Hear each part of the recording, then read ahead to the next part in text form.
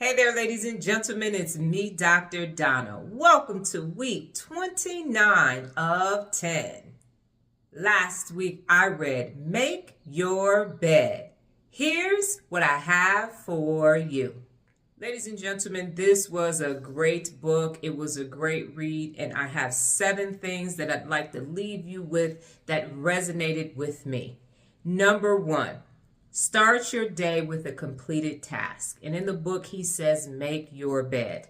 I have been making my bed up for 46 years. Ever since I was a little girl and my mother bought my sister and I Holly Hobby bedspreads, I have had to make my bed every single day. I also served in the military, and when I was in basic training and at advanced camp, I had to make my bunk every day, and that quarter had to bounce. And I agree, when you start with that one task, no matter what happens for the rest of the day, you know that you have already completed something successfully. And when you get home every day, when you get back to the barracks, you have that reminder. Look what I did. Look how I started my day. So yes, every day you need to start your day with a completed task.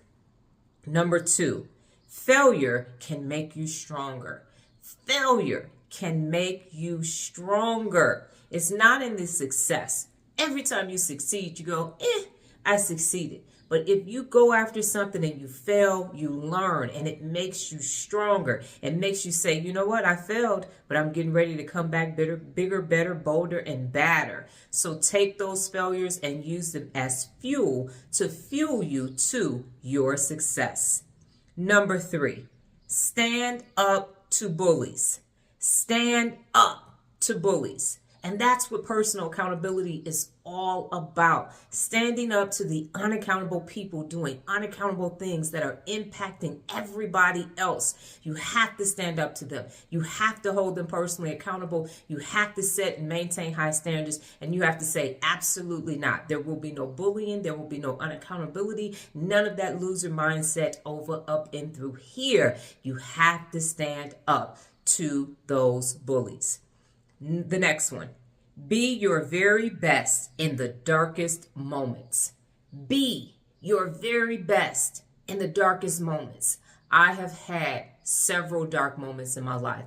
During my divorce, when I had my NDE, when I left my corporate job, there were moments when I thought, you know what?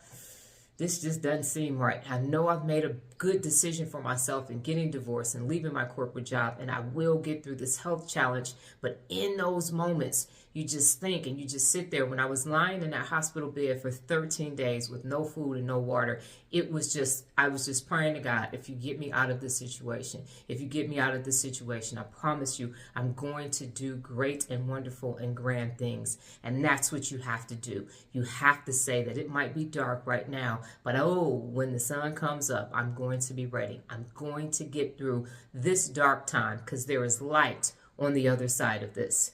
The next one is never, ever quit. And I talk about this in my book, Real Leaders Wear Pink. Quitters never win. You are never going to win if you quit. If you quit, winning is never, ever, ever going to be on the other side of that. So never, ever, ever. I'll tell y'all this here, okay? Never, ever, ever, ever, ever, ever quit. Don't quit. Don't quit. Don't quit. Did I say don't quit? Never, ever, ever quit. And in the book, he says, don't ring that bell. Don't ring that bell. Graduate instead. Never quit. Quitters never win. Get to the other side, which is the finish line. And the final one is one person can change the world. One person. One person can change the world. And for me, my objective is 100,000 families holding themselves personally accountable with a BHAG of 1 million. I'm one person with that objective, with that mission. And imagine if every one person decides, I'm going to change the world, I'm going to change the world, I'm going to change the world, then we're going to end up with a better world. So yes, I absolutely, unequivocally, 100% recommend this book. It is a quick read, but it is well worth the reading. And let me make sure that it was 7. 1, 2, 3, 4, 5, 6. It was actually 6, so I misspoke.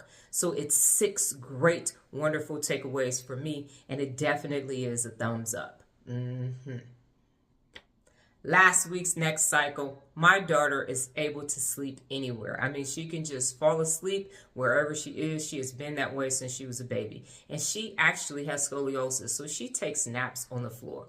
And I thought, I never am able to take a nap on the floor. I think it would just be so uncomfortable. I'm so used to my bed and my sheets. But last week, I literally took a nap on my yoga mat with a pillow. And it was actually a very effective nap. Now, it was just a power nap, but it was a step in a good direction. And so what that next cycle did for me is, part of the reason why I never wanted to sleep on the floor again was when I was in the military. I used to have to sit on the floor, sleep on the ground, sleep on rocks, sleep outside. And so I was kind of rebelling. It's like, I'm never going to do that again. But what I found is that it was actually refreshing. It wasn't as uncomfortable as I thought it was going to be, and I'm grateful that I did it. So I do see more power naps in my future on my yoga mat with a pillow. It was a good next cycle, or old cycle brought back to a new cycle, but it is a good next cycle for me. This week's book, The Way of the Shepherd. Well, that's my time, ladies and gentlemen. But before I get out of here, just remember the tenacity of 10. Let the next cycle begin. Adios.